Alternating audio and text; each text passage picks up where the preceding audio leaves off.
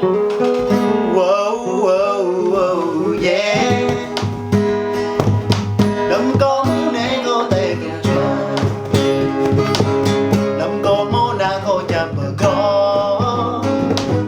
Đừng có mô để có thể cùng chờ.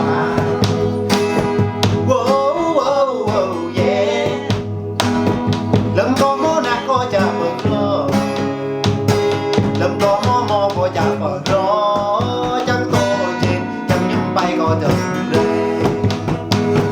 toàn lại mơ sang đây con ta tổ mình mà có ác tôi mà ác đi lần chùa gió mà có một rò lên bờ mò có một rò có ghét bó wow wow wow yeah lâm có muốn đây vì quỷ tì ta lâm có muốn na vì quỷ nặng quá say lâm mới có bị phật đạo thao la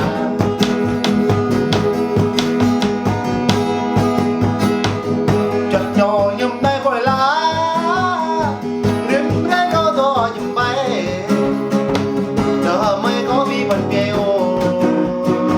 nhiều nhà bom nó có nhung tiết lô wow wow wow yeah đừng có mô đi có vì quảng cha đừng có mô nạc ra họ nhung gió bay ra ra ngồi nạc họ lên ra có mày nhung hàng lào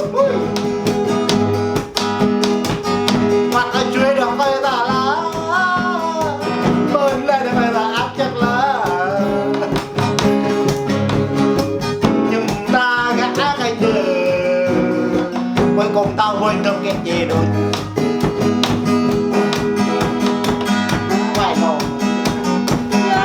đi đã nói là tao tắt đi mà tắt là chi rồi rồi gặp người ta